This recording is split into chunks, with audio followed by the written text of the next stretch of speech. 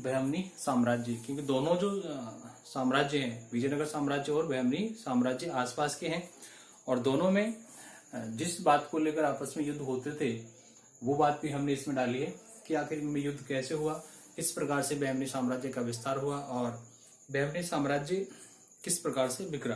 तो हम dear friend हम बात कर लें पहले कि जो बहमनी साम्राज्य है वो एक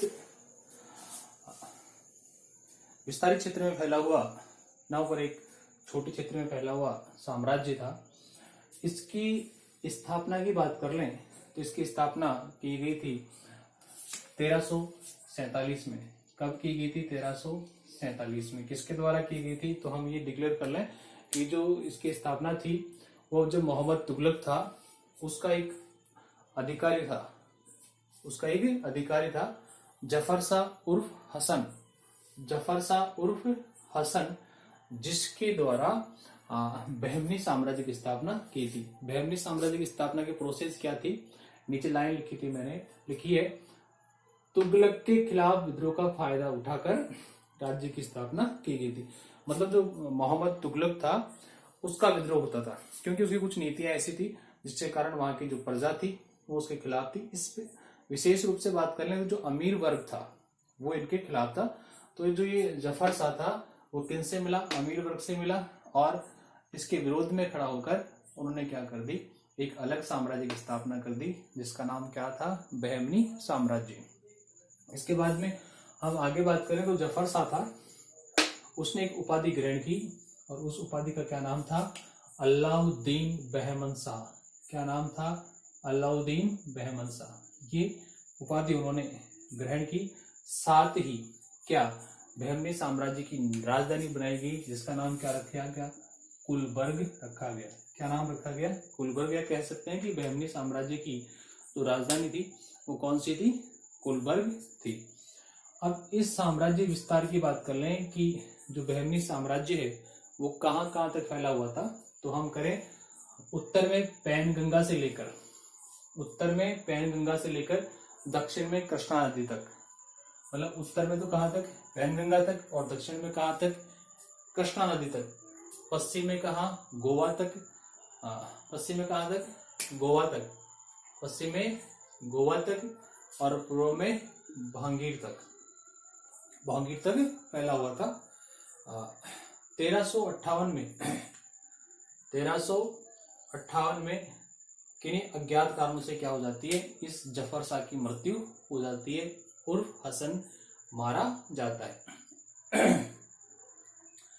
इसके बाद में जो हमने भी डिस्कस किया था कि बहमनी साम्राज्य और विजयनगर साम्राज्य के मध्य किन्हीं बातों को लेकर आपस में टकराव की स्थिति उत्पन्न रहती थी।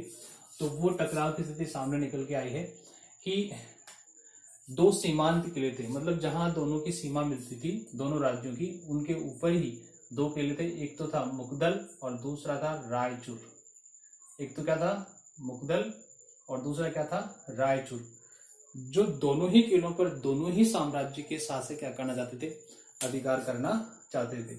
इसलिए इन दोनों के मध्य बहमनी साम्राज्य और विजयनगर साम्राज्य के मध्य क्या होता था? युद्ध की स्थिति उत्पन्न हो जाती थी। इसके बाद में हम बात करें कि जब बहमनी साम्राज्य में 9वें सुल्तान बने, 9 नंबर के सुल्तान अहमद बने, तो उन्होंने क्या किया? कुलबर्ग को राजधानी से हटा दिया और नई राजधानी क्या बना दी? बिदर। नई राजधानी क्या बना दी? बिदर को बना दी। मतलब गुलबर्ग को हटा दिया गया और नई राजधानी क्या बन गई? बिदर बन गई। अब होता क्या है? अपने साम्राज्य विस्तार को करने के लिए जब वहां देखा जाता है, सिचुएशन निकाली जाती है, तो ये सामने आता है कि मुस्लिम वर्ग को कैसे प्रोत्साहित किया जाए।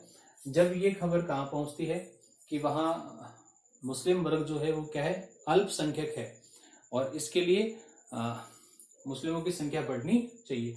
तो ऐसी खबर कहाँ पहुंच जाती है? विदेश में पहुंच जाती है, और विदेश से क्या करते हैं? शिया मुसलमान। कौन भाई? शिया मुसलमान। वो क्या होते हैं? वहां बसने के लिए आ जाते हैं। बसने के लिए आए क्या जाते हैं?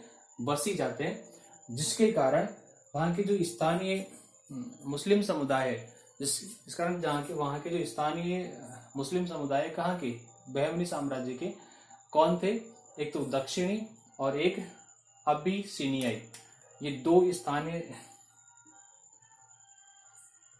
सुन्नी मुस्लिम, दक्षिणी व अबिसिनियाई सुन्नी मुस्लिम जो थे वो क्या हो जाते हैं, नाराज हो जाते हैं। क्वेश्चन बन सकता है ये कि बहमनी साम्राज्य में दूसरे या विदेश से कौन से मुस्लिम आए, तो हम कह सकते हैं शिया मुसलमान आए।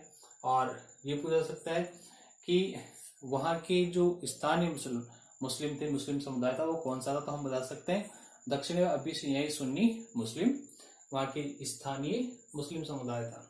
इसके बाद में हम बात कर लें डियर फ्रेंड, 13वें जो सुल्तान बने, 13वें नंबर के सुल्तान बने, कौन बने, मोहम्मद तृतीय। कौन बने, मोहम्मद तृतीय। इन्होंने क्या किया, जो राज्य सेवक था, मतलब बहमनी साम्राज्य में जो प्रजा की देखभाल करता था, प्रजा की हर तरीके से ध्यान रखता था, कौन, मोहम्मद गवा, जिसका नाम क्या था, मोहम्मद गवा, उसको इस मोहम्मद तृतीय के द्वारा क्या दे दी गई, फांसी दे दी गई। इनके कारणों का पता नहीं चला है, ना तो आरबीएससी की बुक में, ना सीबीएसई की बुक में, ना एनसीईआरटी जो भी है उसकी बुक में इसके बारे में पता नहीं चल पाया है। अज्ञात कारण बताएंगे, राज्य सेवक मोहम्मद गवा को फांसी दे देगी, किसके द्वारा, मोहम्मद तृतीय के द्वारा। और इनको फांसी देने के साथ साथ ही जो बहमनी साम्राज्य था वो क्या हो गया, धीरे धीरे उसका पतन शुरू हो गया।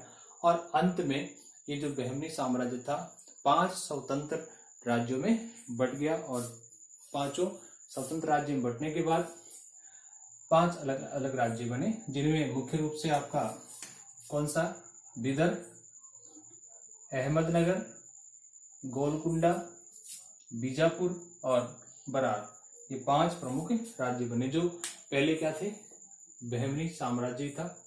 इस की बात करें तो उस समय जो बहमनी साम्राज्य था तो उस समय एक विदेशी व्यापारी भी आए थे, जो कब आए थे, 1470 से लेके 1474 तक। कब आए थे, 1470 से लेके 1474 तक, मतलब वो लगातार 4 वर्षों तक कहाँ रहे, बहमनी साम्राज्य में रहे। और उन्होंने लिखा कि जो राज्य की स्थिति है वो कैसी थी, दयनीय थी। जो विदेशी व्यापारी आए थे वो कहाँ से आए थे, रूस से। कहाँ से, रूस से आए थे, और उनका नाम क्या था, एथानियसिस निकितन, एथानियसिस निकितन उनका नाम था। तो ये क्वेश्चन बन सकता है कि एकमात्र ऐसे विदेशी व्यापारी जो बहमनी साम्राज्य में आए कौन थे, तो हम बता सकते हैं एथनासियस निकेतन। यह क्वेश्चन पूछा जा सकता है कि बहमनी साम्राज्य में लगातार 4 वर्षों तक यात्रा करने वाले या वहां रहने वाले विदेशी व्यापारी कौन थे, एथनासियस निकेतन। तो इस प्रकार ये बहमनी साम्राज्य था, जिसमें कौन शासक बना, किसके अधीन, किसने राजधानी चेंज की, पहले कौन सी थी, बाद में कौन सी बनी, फिर इसके टुकड़े हुए, फिर टुकड़े होने के बाद कितने राज्य बने और वो स्वतंत्र हुए, विदेशी यात्री कौन था, ये सारा हमने पढ़ा। तो डियर फ्रेंड, अगर समझ में आ रहा है तो आप मेरे चैनल को लाइक कर सकते हैं, शेयर कर सकते हैं और मुझे फॉलो कर सकते हैं। जय हिंद, जय भारत।